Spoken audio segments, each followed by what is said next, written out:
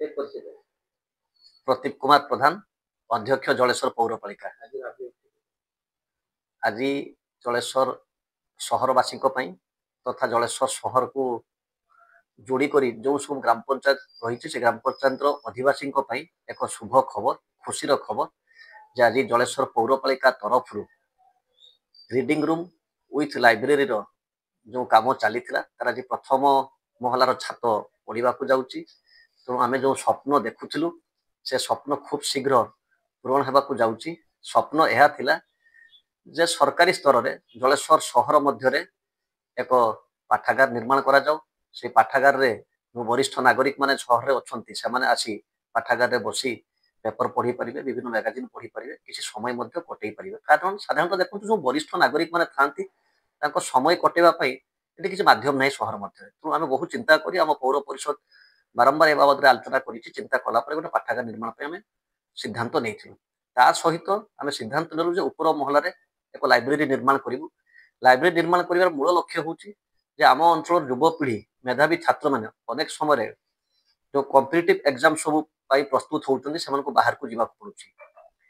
ऊपर जो आम लाइब्रेरी निर्माण करूँ से लाइब्रेरी परवर्ती समय आम लक्ष्य रही ई लाइब्रेरी रूपांतरित करने। जदि ई लाइब्रेरी रूपांतरित हो मेधावी छात्र मैंने ये रही कॉम्पिटिटिव एग्जाम सब प्रस्तुत हो पारे। सहर जो पिला रोच आखपाख अंचल जो छात्र छात्री रोच से लाभवान है। विशेषकर आम मूल लक्ष्य कौन देखो आज समय जलेश्वर सहर गोटे धला जहर पेंठस्थली पलटि जाइए। आम समस्त लक्ष्य रोचे युवपीढ़ी को किमिति ठीक रास्तार में नियोजित करवा से तीनोटी माध्यम तीनोटी मान आप धरतु साधन रही है। तीन साधन मध्यम युवपीढ़ी को नियोजन करने चाहूँ नियोजित करने चाहूँ। प्रथम ताला गोटे सहर मध्य आम गोटे इंडोर स्टाडियम निर्माण करूँ। तो पिला माने क्रीड़ा क्षेत्र में केमती पारदर्शिता लाभ करेंगे से पिला माने प्रयास करेंगे। इंडोर स्टाडियम माध्यम आप जानी खुशी हे जे स्टाडियम निर्माण हमारा 1.5 वर्ष जाइए आज जलेश्वर सहर गोटे जोड़े पिला जातीय स्तर में बैडमिंटन खेलने सुजोग पाई सारे। आम एक संस्कृति भवन निर्माण करूँ।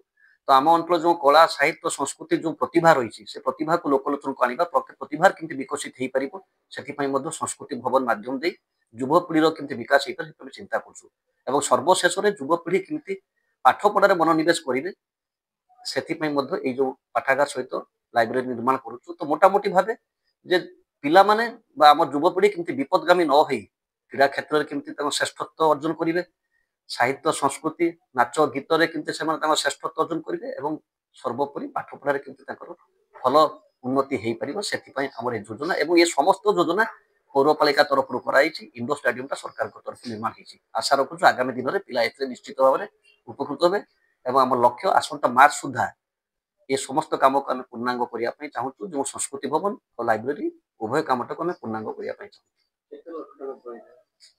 यहाँ जो लाइब्रेरी होता पाखापाखि 65 लाख टंका अटकल होती। आउ कि अर्थ परवर्ती समय लगे आम अर्थ विनियोग करूँ। सरकार को अनुरोध करूँ, माननीय संस्कृति विभाग मंत्री को अनुरोध करूँ जे कि हमको बही जोगेबे सहित केमती परवर्ती समय ई लाइब्रेरी हो पार से आम संस्कृति विभाग मंत्री को अनुरोध करूँ।